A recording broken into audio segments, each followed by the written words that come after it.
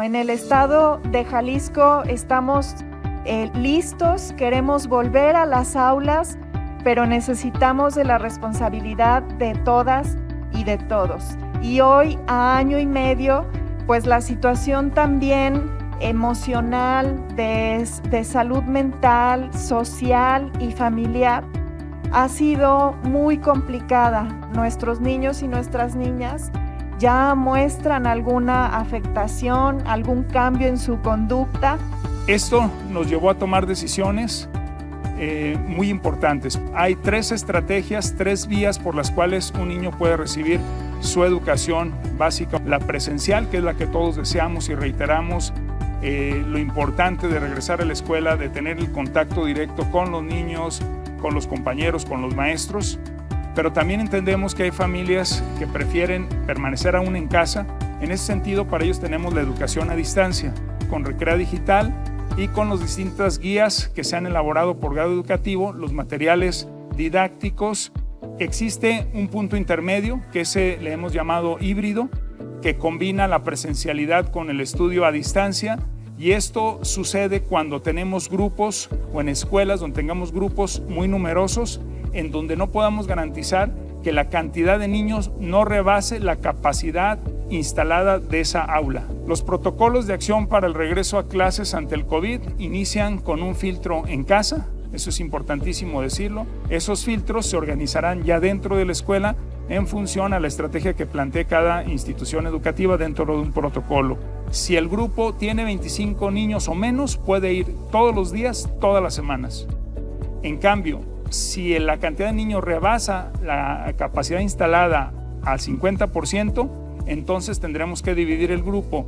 La primera parte va una semana, la segunda parte irá a la siguiente semana. Se ha hablado mucho de una carta compromiso, que para nosotros es un documento de comunicación en donde de manera muy clara la escuela le dice a la familia y al niño qué medidas debe de tomar antes de acudir a la escuela. Después realizaremos recesos escalonados, utilizar el cubrebocas correctamente, el lavado con frecuencia de las manos, conservar la distancia con las personas y reportar cualquier caso sospechoso o confirmado a la región sanitaria respectiva. Hay que recordar también que ya logramos vacunar al 93% de los maestros y se sigue incrementando este número.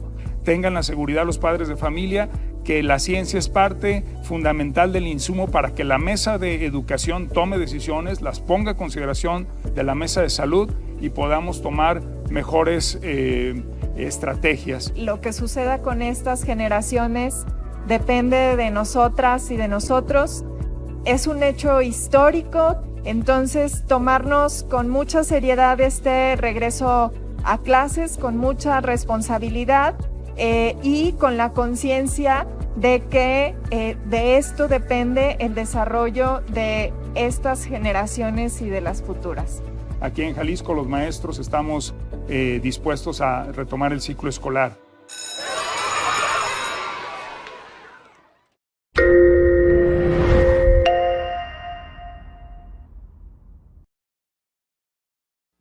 Hola, ¿qué tal? Muy buenas tardes. Un placer estar con ustedes otra vez más en un jueves a las 4 de la tarde, transmitiendo un webinar para la estructura educativa de la Secretaría de Educación Jalisco. Tengo el gusto de contar con la presencia de nuestro subsecretario Pedro Díaz.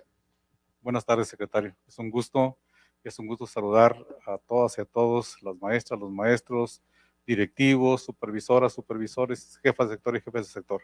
Es un gusto estar con ustedes. Pues Pedro, tenemos nuevamente la alegría de encontrarnos con nuestros compañeros de trabajo en una situación sin duda extraordinaria, muy desafiante, con una gran cantidad de retos por venir. No es nuevo porque tenemos 1 año y medio en esta situación de emergencia sanitaria. Si de por sí arrancar un ciclo escolar siempre es complejo, no se diga en medio de una situación como esta. Queremos dedicar este webinar para poder conversar con ustedes. Hoy, más que traer preparado una serie de presentaciones y demás, hemos querido dialogar con ustedes. Sí nos vamos a apoyar de algunas diapositivas, por supuesto, para tener un poco de estructura, pero queremos hacerlo ágilmente para podernos concentrar en sus preguntas, que sé que son muchas. ahora que están trabajando en los consejos técnicos escolares, ahora que se están conformando los comités de salud, ahora que se están preparando las escuelas, sin duda surgen muchas inquietudes y hay muchos pendientes que tratar, y para eso hemos determinado este tiempo para este webinar. Entonces empezamos con la presentación, por favor. Pretendemos en estas breves diapositivas hacer un análisis sobre los retos que tenemos ante la pandemia para la educación. Después vamos a hablar precisamente de los efectos que causó la pandemia, cosas que ya hemos podido evaluar de una manera objetiva gracias a los instrumentos que ustedes nos han ayudado a ejecutar. Y lo más importante, ¿qué vamos a hacer en el siguiente ciclo escolar? Pues empezamos de entrada rápido con el primer punto y simplemente recordar algo que parece que pasó mucho tiempo, pero apenas hace un ciclo escolar que arrancamos en medio de una emergencia sanitaria. Ya no es la primera vez que lo vamos a hacer, Pedro. Lo hicimos el 24 de agosto del año pasado, en donde introdujimos un nuevo concepto que fueron las asesorías presenciales. Esas asesorías presenciales se pudieron vivir en el 51% de las escuelas. Comenzamos con mucho menos que esto, pero después de poner en práctica las evaluaciones, los consejos técnicos, nos dimos cuenta que hacían falta tener presencialidad, sobre todo con aquellos niños que tienen difícil comunicación porque no tienen acceso a la tecnología o viven lejos de la escuela, etcétera. Era muy importante poderlos ver físicamente y tener contacto con ellos. Ya después, el 1 de marzo, aprendiendo mucho de los de las asesorías presenciales, procedimos a los grupos de seguimiento académico. Ahí todavía su uso fue más intenso. Llegaron el 64% de las escuelas a requerir de este tipo de estrategias. Y cerramos el ciclo escolar, ahí dice en la diapositiva 97, pero todavía el último día yo pedí el dato y el 98% de las escuelas lograron abrirse en Jalisco antes de irnos a un merecido periodo vacacional. Algo que queremos no solo destacar como hecho, sino como en construcción, es precisamente tres cosas: la Red Jalisco, Recrea Digital, y hablar un poco de los efectos y de la madurez que están viviendo y evolución que viven las CAP, las comunidades de aprendizaje para la vida. De la primera parte, diría que de la red, hace un momento hablé con Mario Arauz, el titular de Innovación Gubernamental, y me decía que ya son más de 3,200 escuelas las que están conectadas al momento, y en estas 2 semanas vamos a seguir conectando más. Estamos acercándonos a esa meta de tener el 70% de las escuelas conectadas cuando arranque el ciclo escolar o durante el arranque del ciclo escolar, y antes de que termine el año tener todas las escuelas conectadas. Sin duda es un gran desafío, nunca antes se había hecho con una red de fibra óptica propia que nos dé las velocidades que está dando esta red, que nos permita estar conectados desde las oficinas centrales como si estuvieran tan solo a unos pasos de distancia. En Recrea Digital, decir que les tenemos muy buenas sorpresas. Ahora los niveles, por ejemplo, de preescolar o todos los grados de preescolar, de primaria y de secundaria, seguirán trabajando con objetos de aprendizaje basados en una estrategia de proyectos integradores, de aprendizaje basado en el hacer, en proyectos, en problemas, y bueno, los vamos a estar sorprendiendo cada vez con más elementos. En el caso de las comunidades de aprendizaje para la vida, me gustaría resaltar, Pedro, cómo cada vez más las escuelas toman decisiones de manera colegiada, lo que se está viviendo en estos días sobre cómo bajar el balón, por decirlo en un tono futbolero, aunque no quisiera hablar de esto después de ver un partido de fútbol ayer, pero bueno, en fin. Es importante cómo vienen ustedes aterrizando, diciéndolo de otra manera, los protocolos, estos lineamientos que ustedes han escuchado seguramente en medios. Hemos estado mucho en medios de comunicación, siempre agradeciendo todo lo que han hecho ustedes como comunidad educativa, como estructura educativa, como docentes, como personal de apoyo, y también haciendo ver que estar preparados para un escenario A, un escenario B, para la presencialidad, para la educación híbrida, para la educación a distancia, No es nada fácil cuando se quiere hacer una a la vez. Imagínense queriendo hacer las tres simultáneamente, pues sin duda es complejo, pero la autonomía responsable que están viviendo las CAP les han ayudado a ser más asertivos en lo que le proponen, en lo que disponen para sus comunidades educativas. Siguiente, por favor. La vacunación pues sigue avanzando. Este fue el número que logramos antes de irnos de vacaciones, 93%. Yo estoy seguro que ahora que hagamos el próximo levantamiento van a ser todavía más, porque muchos de ustedes se vacunaron después a través de otros tipos de esquema, o unos ya se habían vacunado antes por pertenecer a rangos de edad que ya estaban en periodos de vacunación. Decirles que muchas de las inquietudes que empezamos a leer, incluso antes de que comenzara este webinar, se refieren a la infraestructura. Es entendible completamente, es algo que bueno, cuando hemos estado recorriendo todo el estado, visitando escuelas, siempre es la constante. Nuestras escuelas necesitan mejores condiciones de infraestructura, es un hecho, lo hemos dicho en el pasado. Reparar todas las escuelas de Jalisco cuesta 36 mil millones de pesos y cada año de la federación solo llegan poco más de 200 millones. Entonces imagínense, si te necesitas 36 mil millones de pesos para atender 7.275 edificios, 11,000 escuelas, pues ya se han de imaginar el tiempo que demoraría si no es que el gobierno con dinero estatal estuviera invirtiendo, y les paso estos datos en la pantalla, 3.153 millones de pesos para intervenir en un plan de mejora, 737 planteles.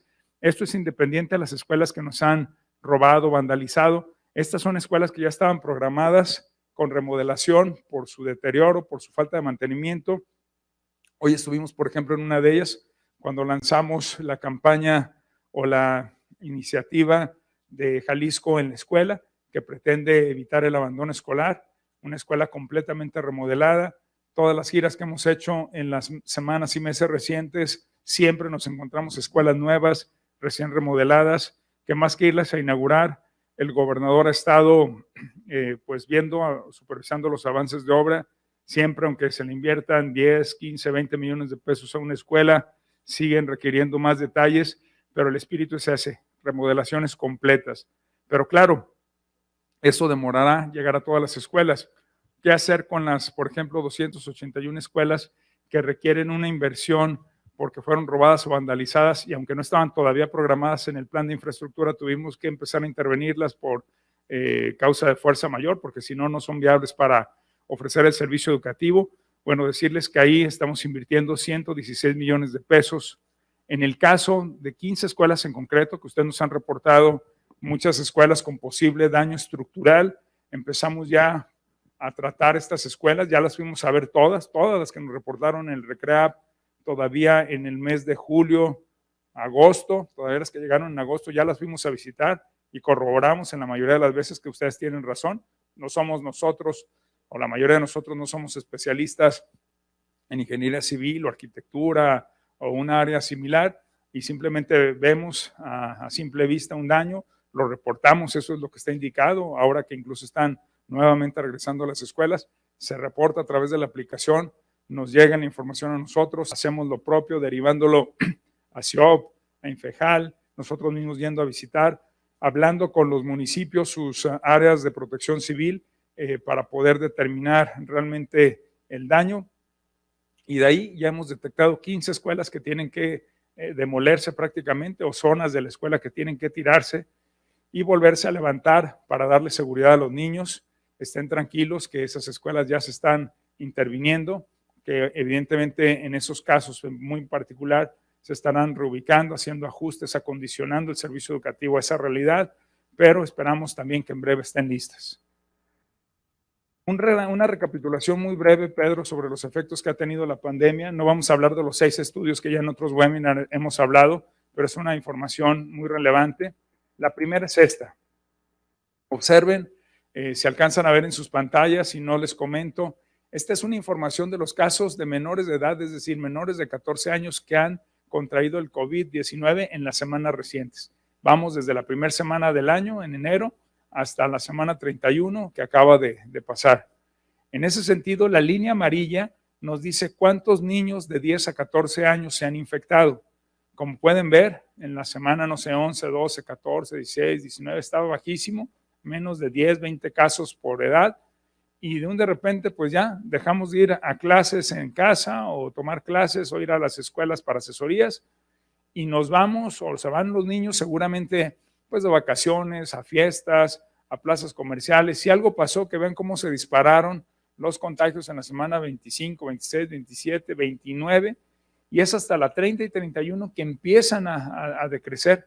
Y algo similar pasa con la línea gris, que es de niños de 5 a 9 años, o la naranja, que es de 1 a 4 años. ¿Esto qué nos dice? Un niño se infecta de COVID, por supuesto que se infecta. Afortunadamente no suelen enfermarse tan graves, aunque hay que decir que también lamentablemente ha habido enfermedades que niños han terminado en la muerte, muy, muy lamentable, por eso hay que extremar precauciones, pero en la gran mayoría de los casos lo que podemos ver es que las escuelas son lugares seguros, y eso no solo lo digo por lo que ha pasado en Jalisco en las actividades presenciales que hemos tenido, lo digo porque eso dicen todos los sistemas educativos del mundo que pararon, que duraron semanas, que el promedio es de 30 semanas más o menos, y luego volvieron a abrir sus puertas. Nosotros ya tenemos alrededor de 70 y tantas semanas, digo nosotros como México, insistimos, Jalisco ha tenido presencialidad y ha solventado muchos de estos grandes males que se tienen cuando de plano no vas para nada a la escuela. Pero lo que queremos decir con esta gráfica es, un niño se puede infectar en cualquier sitio, y afortunadamente, si somos cuidadosos, no será en la escuela. Y si llegara a ser en la escuela, pues vamos a proceder y vamos a estar preparados con protocolos. La siguiente, por favor. Aquí solo les voy a dejar enlistados los estudios que se han hecho y me voy a referir más a los dos últimos, a Planea de Educación Media Superior y a Planea de Educación Básica. Siguiente, por favor. Siguiente. Por ejemplo, aquí pueden ver en la pantalla algo que seguramente muchos han tenido ya en sus manos, es los resultados de la prueba Planea para primaria en el ciclo escolar 2021. En ese sentido, si lo comparamos con el 2018, vemos que los promedios no cambian mucho en lenguaje y comunicación ni en matemáticas en primaria. Vemos un poco de polarización, es decir, algunos niños mejoraron significativamente y algunos otros niños salieron del nivel más bajo, que es el nivel 1. Eso es una noticia interesante, es lo deseable. En lenguaje y comunicación pasó en primaria. Claro, este es el promedio. Cuando nosotros nos acercamos y vemos el detalle, vemos que niños que tuvieron la capacidad de tener o la posibilidad de acceder a internet, a tener el acompañamiento de sus papás, mejoraron más estando estudiando en casa que en la escuela. Ojo, estos son solo dos aspectos y son aspectos, digamos, que no dicen toda la riqueza de la formación que pasa en una escuela. Nosotros vamos a la escuela no solo para aprender lenguaje y comunicación y matemáticas, vamos también para aprender otras muchas asignaturas, pero sobre todo a convivir, a relacionarnos, a trabajar colaborativamente, a saber manejar conflictos, a ser asertivo en nuestra manera de ser y proceder, porque se aprende mucho de esa relación y de los problemas y alegrías que te da convivir con un grupo de personas, docentes, compañeros, alumnos, etcétera.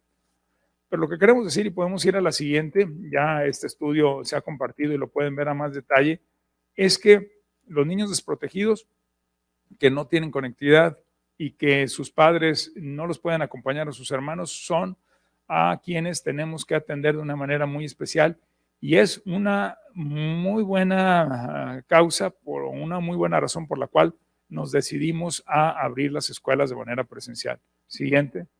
Y esto, vean, pasó en primaria, pasó en secundaria y también pasó en preparatoria. ¿Y esto a qué se debe? Recordemos, y esto es recordar para poder mejorar. En el primer periodo tuvimos solo comunicación con el 84% de nuestros estudiantes en términos generales en toda la educación básica. Lo logramos subir a 96 para el tercer periodo. Y para el cierre de calificaciones nos reportaron ustedes calificaciones para el 98% de los niños.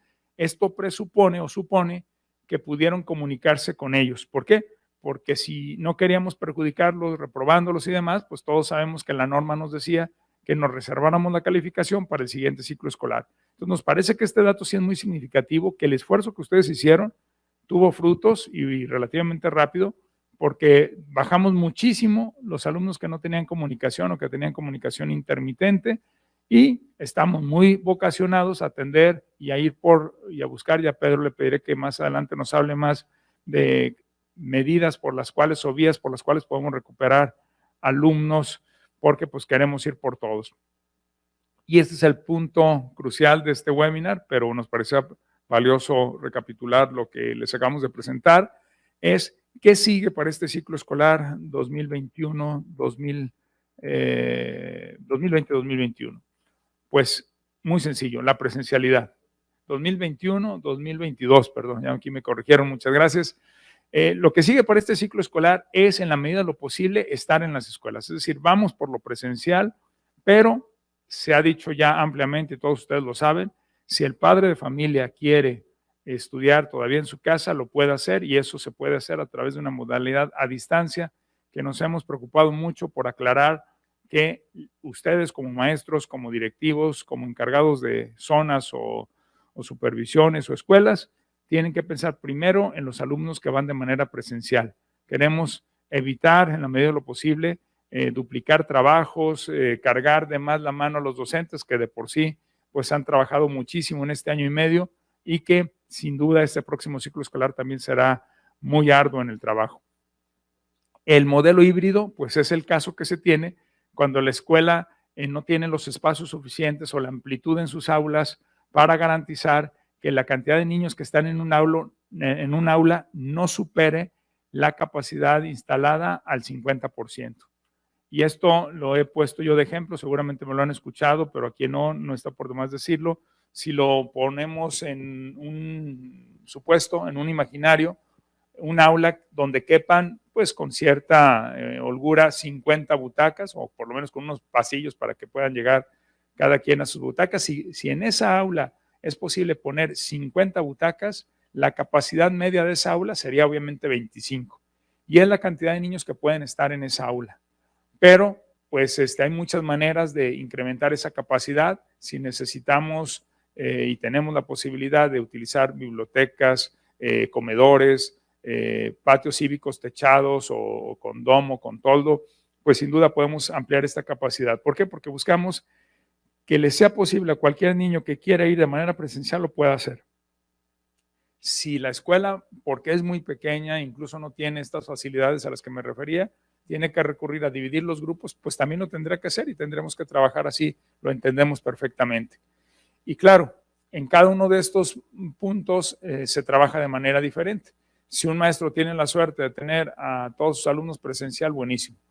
Pero el que tiene que trabajar con una parte presencial y otros a distancia, debemos ser muy claros con los papás en decirles que el caso de los niños a distancia implica una autogestión, un autoestudio, un acompañamiento por parte de su familia, no del maestro. Porque el maestro, lo que les estamos pidiendo a ustedes es que nos ayuden a evaluar. Evaluar es de la manera que ustedes lo predispongan, claro, siempre y cuando se cumpla con las fechas de reporte de evaluaciones, pero si sabemos que tienen que evaluar o conviene evaluar con cierta frecuencia y ustedes pueden hacerlo, y a cada uno de estos niños que están a distancia, en la comunidad, la CAP o el mismo maestro del grupo define que cada 15 días quiere ver sus avances, o cada mes, o quiere recibir información por su red, o por la mensajería instantánea, o subirla a la plataforma, porque nota que su contexto sí tiene internet, o sus alumnos sí tienen la posibilidad de subirlo a un Classroom, lo puede hacer así. Y por lo contrario, si ve que hay una dificultad muy grande y quiere hacer evaluaciones con exposiciones, con proyectos, con lo que ustedes y su experiencia determine que puede ser viable y positivo, lo pueden hacer. En concreto, estamos pidiendo que a los niños que se atienden a distancia se les dé información. Estamos diciendo a los papás que vayan a la escuela, que conozcan a su maestro, que le informen por escrito que van a decidir estudiar a la distancia. Y ahorita Pedro nos hablará de los protocolos, de hecho, y de las fichas y de todos los recursos que están de manera digital para descargarse, pero el espíritu es ese. Se les deja y se les encarga trabajo, se les cita varias semanas, días, un mes después, como ustedes lo definan, y ya le recogen esas evidencias. Y en el caso híbrido, pues evidentemente es una mezcla de los dos. Trabajan una semana con los niños, con la mitad del grupo, Cuando se van esos niños a sus casas, pues les pueden dejar unos encargos, trabajos similares y después repiten el ciclo. Siguiente, por favor. ¿Qué actividades estamos haciendo? Pues miren, ustedes las saben perfectamente. Del 9 al 13 de agosto nosotros esperamos que cada escuela haya podido concretar la instalación de los comités de participación en el tema de salud escolar, las labores de limpieza de las escuelas, evidentemente coadyuvando, cuando tenemos la fortuna de tener el servicio de intendencia, que mucha gente me ha dicho en la calle, en las giras, que necesitamos más intendentes, que necesitamos más personal, pues sí, es un hecho que sí, pero no podemos disponer porque no hemos recibido más dinero por parte de la federación, que es la fuente. Recordemos que somos un estado federal que reporta todos sus ingresos, no lo recauda Jalisco, lo recauda la federación y después distribuye con unos criterios que a veces pues obviamente no compartimos, deberíamos de recibir más dinero, eso es obvio, pero el punto es que tenemos básicamente una plantilla, una capacidad de personal muy similar a la que teníamos antes de irnos en pandemia. Esa es como estamos trabajando y siempre hacemos el mayor de los esfuerzos para reemplazar lo más rápido posible, respetando además las normativas marcadas también por la autoridad federal al personal. Por eso es que también invitamos a los padres de familia, pero no solo por eso, también porque al invitar a los padres de familia toman conciencia, nos dan ideas, colaboran con nosotros y obtenemos más mentes y más brazos que nos ayudan a mantener seguras las escuelas. Después del 16 al 20, perdón, aquí ando buscando la fecha porque la pantalla no la puedo ver, 16 al 20 de este mes tenemos los talleres de capacitación docente, 23 al 27 el Consejo Técnico Escolar en su fase intensiva y claro, ya para el 30 de agosto estaremos arrancando clases presenciales. Los protocolos, aquí le voy a pedir a Pedro que me ayude un poco para tomar aire, porque perdón que venga un poquito a la carrera, ando acarreado porque justo venimos de un medio de comunicación masiva y llegamos con el tiempo muy justo, ¿no? Pero también para que escuchemos a Pedro. Gracias, secretario. Ciertamente, la próxima semana, en la segunda sesión de Consejo Técnico Escolar, está considerado la revisión del protocolo para el regreso presencial a clases en el ciclo escolar 2021-2022. Ahí podrán encontrar una organización de este protocolo con diferentes aspectos, como tiene que ver la constitución del filtro familiar en casa o la búsqueda en este sentido de que la familia responsablemente se sume a la causa y haga una revisión de sus hijos previo al envío de esos a la escuela y se encuentra que el niño tiene algún síntoma referido a COVID, lo mejor es dejarlo en casa. Es decir, no es lo mejor, sino que lo debe dejar en casa. Después se describe lo del filtro al ingreso del plantel. Ahí la idea es que en este caso se les aplique gel antibacterial en las manos a los niños previo a su ingreso y también ahí se puede observar en este caso si los niños no presentan alguna sintomatología referida al tema de COVID. Si fuera el caso, hay que pedir a los papás, regresen con él a su casa y sea atendido. También se describe en el protocolo, secretario, el aforo que ya has comentado respecto de lo que en las aulas se puede permitir. Hablaremos también, revisarán ustedes en este protocolo la carta compromiso que el padre de familia entregará al plantel escolar, en donde ahí se compromete principalmente a seguir las indicaciones de la autoridad educativa, en este caso del plantel escolar, y esas indicaciones tienen que ver solamente con el hecho de que todos pongamos nuestra parte para garantizar la salud de todos, es decir, de los niños, de los adolescentes, de los mismos padres de familia y naturalmente que de las y los docentes y el personal de apoyo que se encuentren ahí en el plantel. También a mí me estorba un poquito la cámara para ver el recuadro que dice que no compartir, en este caso, ni material, ni bebidas. Y aquí, pues, lo más importante en este caso es que necesariamente viviremos una nueva forma de comunicación entre todos los que conformamos la comunidad educativa y en particular la comunidad escolar. Es importante una nueva cultura de comunicación en el sentido de que nos debemos limitar en el no tocarnos, el no compartir actividades o cuadernos o libros, la coevaluación en este caso, que significa compartir en este caso trabajos de otros, no estará en este caso permitida. Habrá que cuidar en ese sentido esta parte de relación entre los alumnos y naturalmente entre los alumnos y el docente. Regularmente los niños se acercan al escritorio del docente, a la mesa de trabajo para entregar sus trabajos. Aquí en ese sentido habrá que tener un cuidado especial respecto de cómo se haga esa entrega de actividades al docente, sin que signifique en este caso una cercanía entre el docente y los alumnos.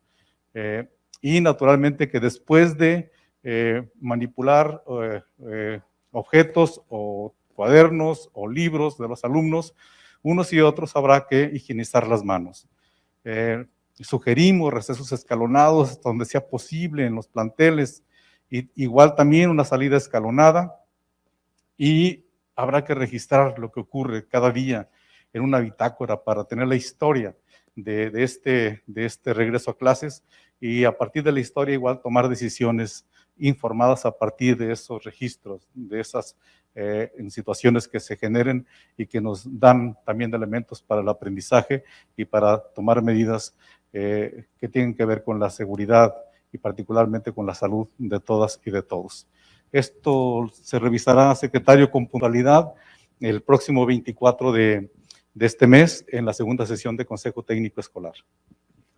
Y como bien nos refieres, Pedro, estas revisiones, como la que se va a hacer hacia finales de mes, es una característica que hemos pedido durante toda la pandemia, la estamos solicitando también, y la resumo en una palabra, o en dos: criterio y flexibilidad. Es decir, ustedes saben que fue muy afortunado tomar la decisión de las CAP, dejar un ámbito de acción, una autonomía responsable a las escuelas. Hemos hablado muchísimo de esto, hemos capacitado, nos hemos formado en ese sentido y confirmamos que hemos acertado. Es decir, en la medida que uno confía en las decisiones de la escuela, no es defraudado. En la inmensa mayoría de las veces se acierta, porque pues ustedes son los primeros interesados en que las cosas salgan bien. Y de verdad que no es un tema de desprendernos de nuestra obligación, ni mucho menos, al contrario, porque nosotros sí determinamos ciertos criterios, como la que acabamos de hacer hoy: regresar a clase, con qué características, bajo qué modos, qué modelos y demás, pero hasta ahí, todas las partes finas, todo, cómo aterrizar, eso me refería con bajar el balón, todo lo que tiene que ver con la singularidad de la escuela está en su ámbito, no solo de responsabilidad, sino de acción, de creatividad, de innovación. Vamos a la siguiente, por favor. Importantísimo sobre qué hacer ante un caso positivo de COVID. Esto viene muy bien detallado en el protocolo.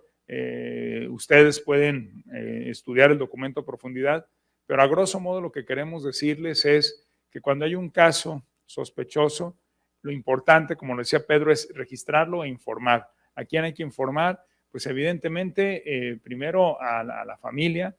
Si se trata de un niño, si es un compañero de trabajo, pues es más sencillo, pero si se trata de un niño, además de hacérselo ver a él, dependiendo de la edad, pues se le tiene que decir a los padres de familia para que tomen una acción. ¿Qué acción ¿Qué acción deben de hacer? Pues evidentemente llevarlo a un médico, si es necesario hacerle una prueba. Sabemos que en unos lugares las pruebas es difícil, a veces hay que hacerlo en el ámbito privado y suele ser costoso, pero está haciendo la Secretaría de Educación y la Secretaría de Salud un esfuerzo muy grande para poderlos referir y poder llegar a tiempo cuando comencemos a tener posibles casos sospechosos y poder determinar con precisión si se trata o no de COVID.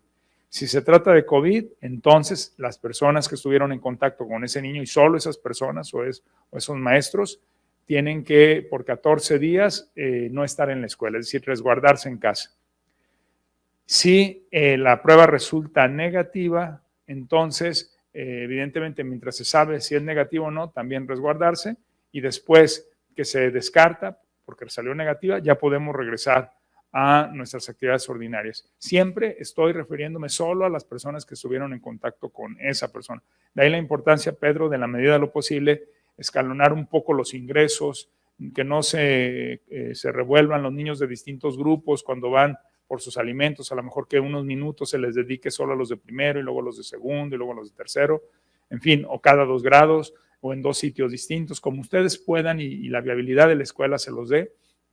Y en ese sentido es más fácil no bloquear toda la escuela, dejándola de tener actividades y solamente a ese niño. En fin, no me voy a entretener mucho para más bien leer sus preguntas. Cerramos con esta idea, la importancia de los diagnósticos. Hemos preparado nosotros unos generales, estaremos hablando de ellos más adelante, pero decirles que es un año atípico.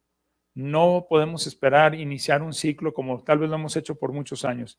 En esta ocasión vale más la pena reintroducir a los niños a la escuela. Fíjense, año y medio de un niño sin estar con esta dinámica escolar, pues sin duda implica un proceso de inducción, por decirlo de alguna manera, y también implica darle la oportunidad de expresarse, de hablar sobre sus agobios, sobre sus angustias, sobre inquietudes que tienen sobre cómo cuidar su salud o concientizarlos si es que andan muy dispersos y no le están dando la importancia debida a las recomendaciones que ustedes les hagan.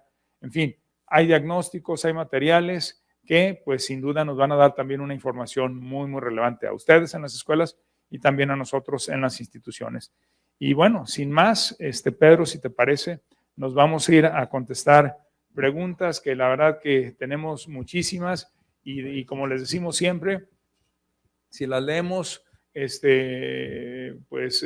trataremos de hacerlo de la respuesta de la mejor manera posible, pero siempre podemos profundizar más por otros canales. Todas las que nos hacen y no alcanzamos a leer nos alimentan mucho para todo, para hacer protocolos, para hacer nuevos webinars, para traer unas líneas discursivas más acertadas cuando vamos a medios de comunicación, etcétera. Entonces, pues sin más, si quieren, vamos comenzando. Aquí nos pregunta Paulina Rodríguez, ¿qué pasará con las escuelas de tiempo completo? Y un gran tema. Déjenme decirles, darles una actualización. Yo me comprometí con muchos papás y profesores de escuelas de tiempo completo a insistir mucho en las gestiones para que este recurso se pudiera dar. Lo he hecho. La más reciente fue frente a la maestra Delfina Gómez y los otros 31 secretarios de educación de los estados. Hice uso de la palabra para pedir que los recursos de escuelas de tiempo completo se entregaran a los estados, independientemente que ahora ya las reglas de operación cambiaron y no vienen por educación, vienen por la Secretaría del Bienestar, pues por el canal que sea, pero que lleguen. Queremos atender a las más de 900 escuelas de tiempo completo, queremos que se les brinde alimentos a quienes se les brindaba, que los que tienen el servicio de jornada empleada lo puedan seguir recibiendo y desafortunadamente no tenemos una respuesta definitiva, contundente. Se dice que se va a seguir analizando, que se quiere ver cómo arranca el ciclo escolar para después de terminar. Eso es lo que tenemos, así a grosso modo, pero de verdad no dejamos en insistir en tener este programa. Por lo pronto, mientras no se tenga el recurso, pues seguiremos operando como si fuéramos una escuela con su horario habitual. En otra pregunta nos dicen, varias personas preguntan sobre los niños de preescolar, ¿deben o no usar cubrebocas? Esto lo hemos hablado, ha sido un poquito de controversia y déjenme decirlo así, la autoridad de salud recomienda que sí, que todos lo usemos, incluso los muy pequeñitos, pero también aquí es donde me refiero al hecho de tener criterio y flexibilidad. ¿Qué pasa si un niño es tan pequeño y que su condición, hay muchos niños con muchas personalidades o con alguna situación especial que no lo toleran o no han adquirido el hábito de usarlo?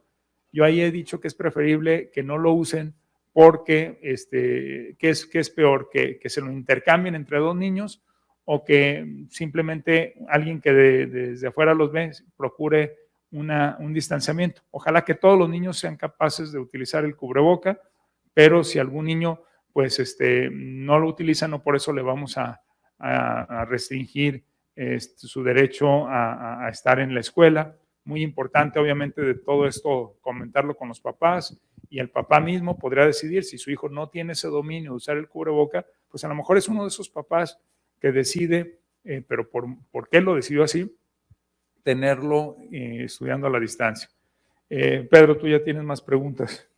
Son muchas, secretario, y vamos a tratar de darles respuesta lo más breve y rápido posible. Igual también reiterar que estaremos atentos porque no todas las preguntas que ustedes nos están haciendo las vamos a poder responder en este breve espacio, pero igual pueden ocurrir algunas otras circunstancias o situaciones ya en la práctica y naturalmente que estaremos al pendiente de estas para ayudar, responder y auxiliar en relación con lo que se suscite y que en este caso requiera de nuestra atención.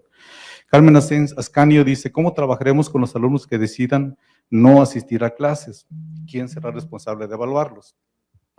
En este caso, como ya se ha venido informando, igual también se va esto a traducir en un acuerdo que el secretario dará a conocer en breve, hoy mismo o mañana más tardar. Ahí se especifica con claridad y con puntualidad y será el documento de soporte para cada uno de los docentes y directivos en relación con esa toma de decisiones. Pero concretamente, los alumnos no son en este caso quienes deciden, porque en este caso son los papás, son los adultos. Entonces, si los padres de familia deciden que su hijo o hija no acuda a la escuela, entonces ellos serán responsables de su formación o de la continuidad de su formación. En ese sentido, está previsto que informen a la escuela de su adscripción, que notifiquen que no asistirá a la escuela y que se harán cargo, en este caso, de su formación. Sí será el docente el responsable porque la atribución de la evaluación es del docente.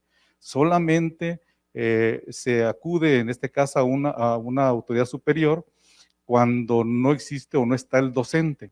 Pero estando el docente, el responsable de la evaluación y de la asignación de calificaciones es el docente. Entonces, en ese sentido, y por esa facultad, por esa atribución que tienen, lo que estamos insistiendo en esta parte es que establezcan comunicación con los docentes estos niños o los papás de estos niños y también determine el docente, en este caso, la periodicidad para la evaluación, como lo mencionaba el secretario de Educación.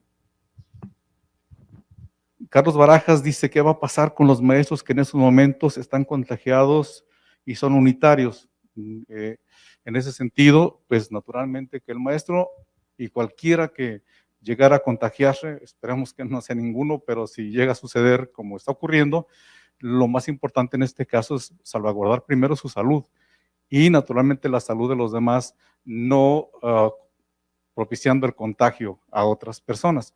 Entonces, en ese sentido, hay que revisar con el supervisor escolar la manera de cómo los niños puedan seguir actividades que ya están dispuestas en la plataforma de Requera Digital. En tanto, el docente puede reincorporarse a sus actividades ordinarias.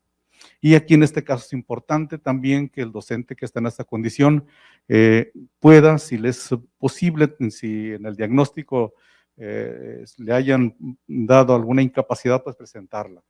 Si no, será conveniente que al término de su periodo de resguardo pueda hacer llegar este documento a quien corresponda.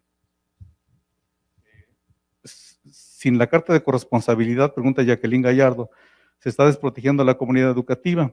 En nuestro protocolo está considerada esta carta de corresponsabilidad y la idea es que, sin ser un documento limitativo, es importante tenerlo en algún momento, ojalá que pueda ser en la primera semana de regreso a clases, es decir, porque no lleven la carta de corresponsabilidad, nosotros consideramos que no es un factor para limitarle al niño el ingreso, si incluso al ingreso no se le percibe, no se observan alguna sintomatología relacionada con COVID.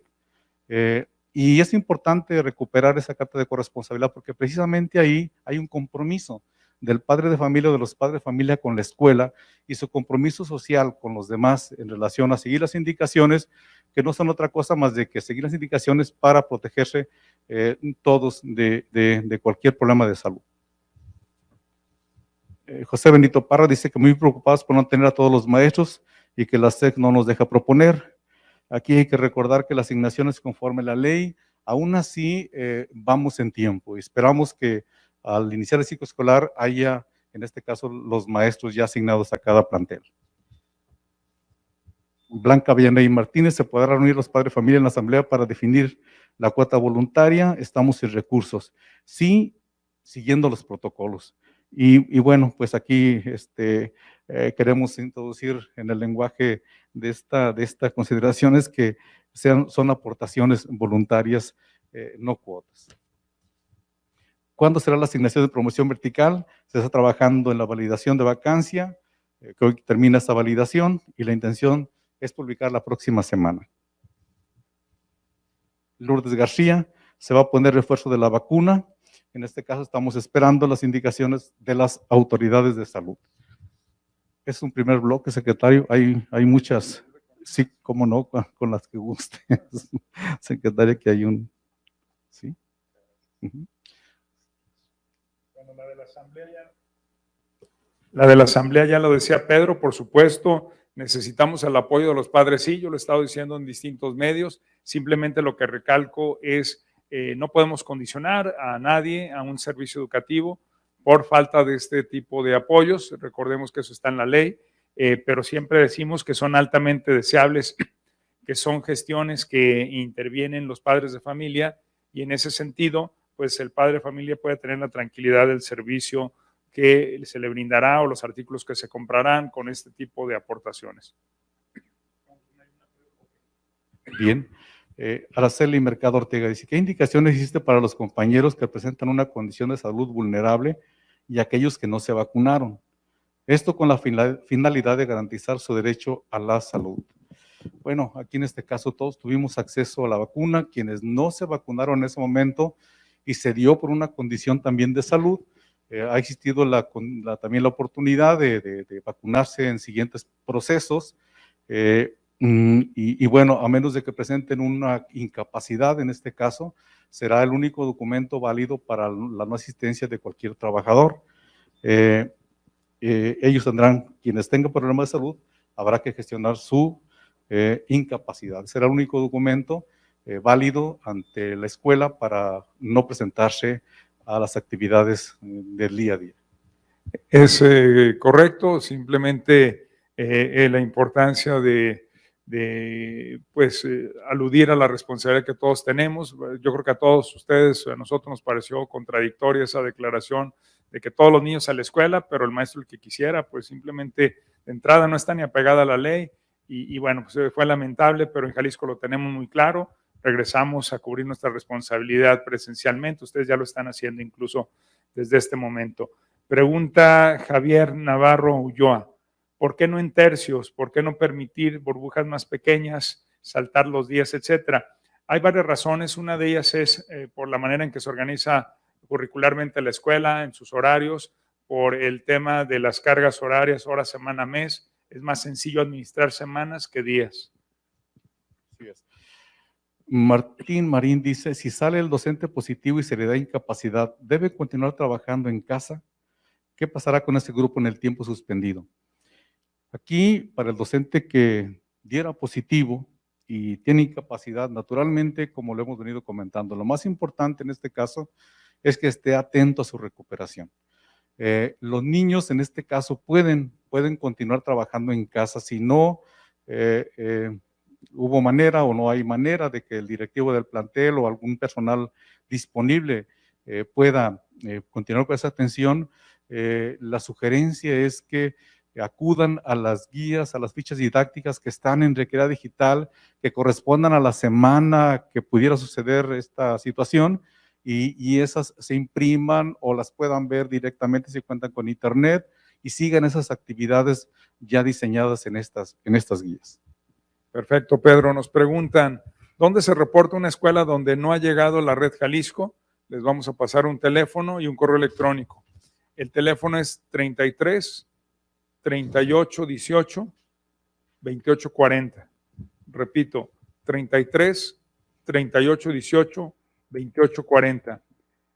O al correo electrónico redjalisco@jalisco.gov.mx. En un momento más nuestros compañeros lo van a anotar en la pantalla, 33 38 18 28 40. Y el correo es redjalisco@jalisco.gov.mx. Muy importante decir que el último corte que tenemos es de 3,200 edificios conectados o escuelas conectadas, aunque por turno pues serán un poco más de escuelas, pero edificios conectados ya tenemos 3,200 y estamos a tambor batiente conectando la mayor cantidad de escuelas posibles. En zona metropolitana prácticamente ya nos acercamos al 100%. En zonas rurales obviamente vamos un poco más lento, pero estamos llegando a rincones que a mí la verdad me han sorprendido. Recientemente hemos hecho giras a la zona norte del estado, a la costa sur, hemos estado en Los Altos, hemos estado en la Sierra Occidental, en Puerto Vallarta, y en todas encontramos escuelas ya conectadas con muy buen desempeño de la red. Estamos ampliando dentro de las escuelas la red a través de access point, es decir, a través de repetidoras, para que toda la zona de la escuela quede bañada por esta red.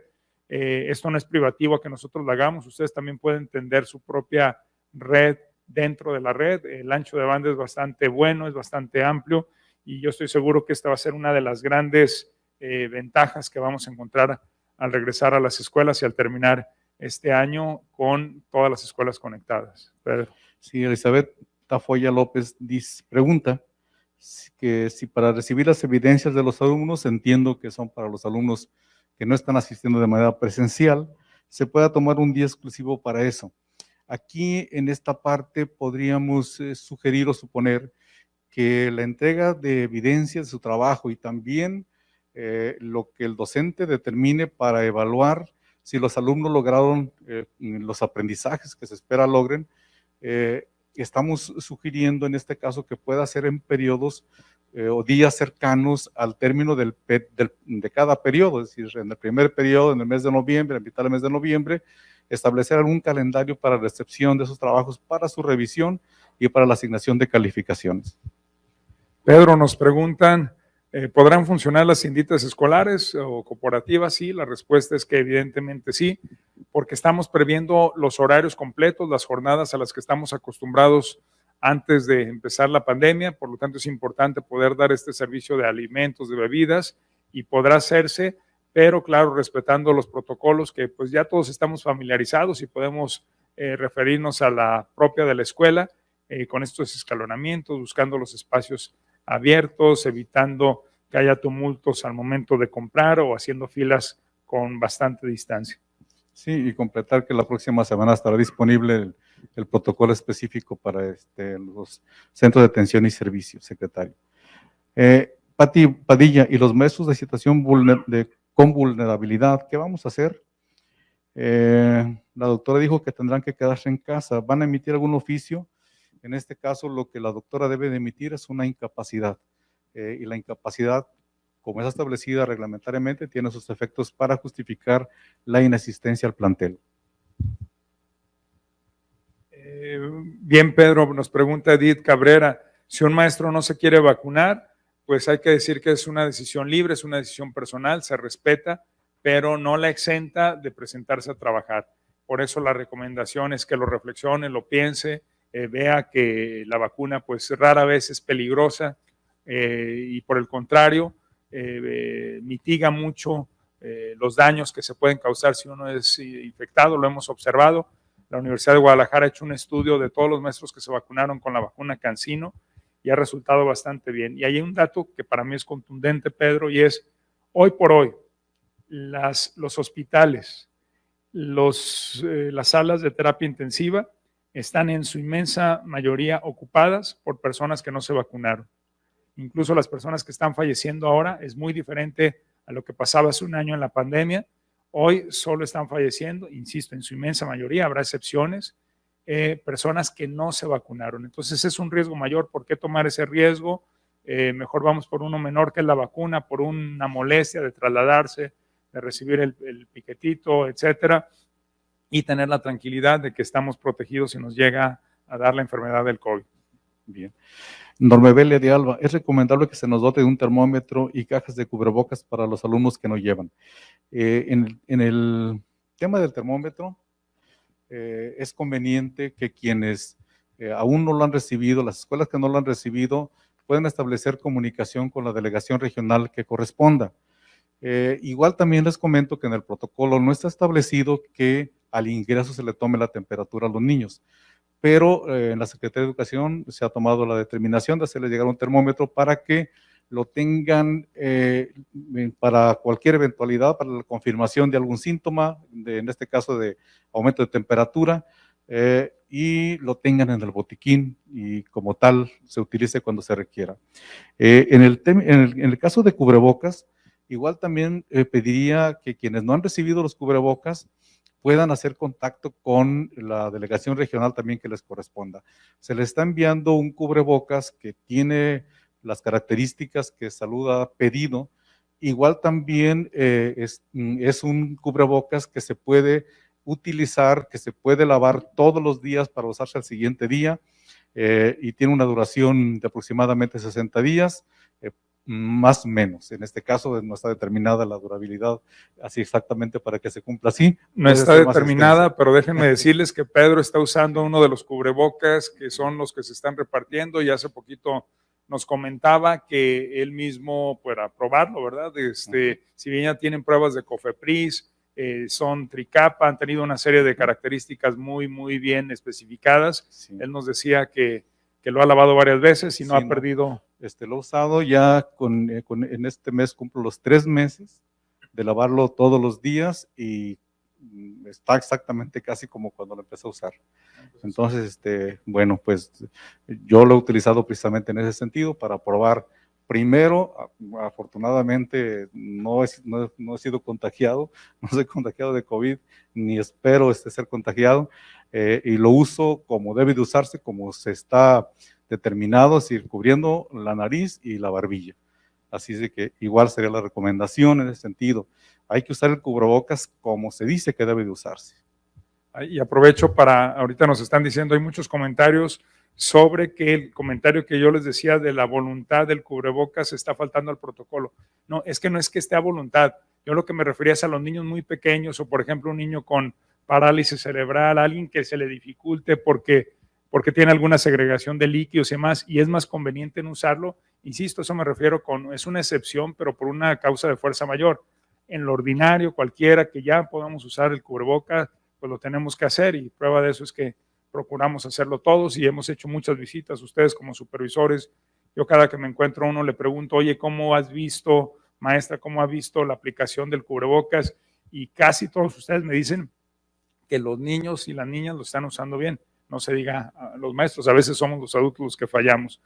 Esta me la voy a saltar, Pedro. Bueno, no me voy a saltar, sino que ya la había contestado Pedro, pero vale la pena reiterarla porque la están preguntando ya en repetidas ocasiones. Pregunta el maestro Héctor, aún validada una carta de alta vulnerabilidad pues, expedida por el ISSSTE o por el IMSS, ¿nos exime de ir a trabajar? La respuesta es no. En concreto tiene que ser una incapacidad, porque es lo que marca la ley y sí requieren la incapacidad. Sí, preguntan cuándo saldrá la convocatoria para asignación del 21-22 en admisión, y el que se refiere a plazas de jornada se publica en el transcurso del día de hoy. Gracias, Pedro. Claudia Castro dice, ¿cómo será el regreso a clase para los alumnos de secundaria por la cantidad de materias y la variedad de maestros? Muy importante, si la escuela es pequeña, pues normal, pero sabemos que las secundarias suelen ser grandes, suelen tener grupos numerosos, por eso es que nos vamos en bloques de semanas, para que se pueda cumplir un ciclo completo del horario de la secundaria, puedan ir los maestros en sus traslados normales, en sus tiempos normales. ¿Cuándo saldrá la convocatoria para el reconocimiento de beca comisión?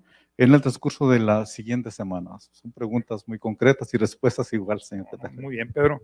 Pregunta María de Los Ángeles Barragán. Definan, por favor, si la carta de compromiso debe de firmar el padre de familia y si se niega a firmarla, ¿cuál será el procedimiento? A ver, muy importante. Este es un documento deseable. Hay que insistir mucho en él. Hay que tenerlo, si es posible, de todos los niños. Pero no podemos negarle el servicio educativo a un niño que, o más bien, sí, a un niño que su familia no quiere firmarla, ¿verdad? El espíritu es de comunicación, no es de deslindar responsabilidades. Aquí hay que entender que así como todos generamos la seguridad, todos somos en medida responsable de las medidas de seguridad del COVID. Hay que estar atentos, hay que valorar siempre cada caso, hay que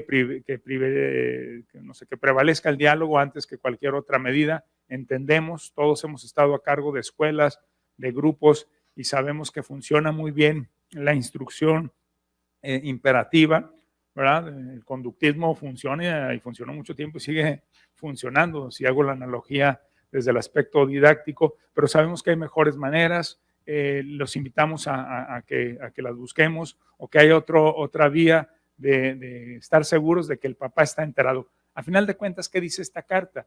La carta lo que dice es qué me corresponde principalmente a mí como papá y qué le corresponde a la escuela como profesionales. Entonces, en fin, ya nos dicen que hemos completado la hora.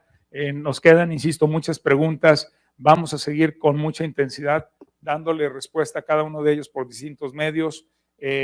Seguramente estos mismos cuestionamientos pueden ser resueltos dentro de sus órganos colegiados en las escuelas. Y bueno, decir que vamos a estar muy atentos para todo ajuste que tengamos que hacer a lo largo de este trayecto. El arranque sin duda va a ser muy desafiante, pero también va a ser muy positivo, porque hemos aprendido mucho en este año y medio, sí, por supuesto, y nos va a enriquecer el sistema educativo, pero también hay muchas cosas que tienen que mejorarse, como la experiencia insustituible, positiva de estar en la escuela. Así es que, Pedro, muchísimas gracias por estar en este webinar. Muchísimas gracias por acompañarnos. Gracias, secretario. Muchas gracias a todos y a todos ustedes. Pues seguimos en contacto. Por favor, les pedimos que difundan el hashtag Jalisco en la escuela, porque queremos ir por ese 2% de niños o 3% que tuvo comunicación intermitente, que probablemente se conviertan en una situación de abandono escolar. En la medida de lo posible no hay que permitirlo, hay que seguir trabajando. Lo hemos hecho. La verdad que pasar de casi un 20% a cerrar con el 98% de niños con una calificación habla de que fueron capaces por distintos vías, seguramente unas muy arduas, para contactar a cada niño, a cada niña que tienen asignados en sus grupos. Muchísimas gracias y cuídense mucho.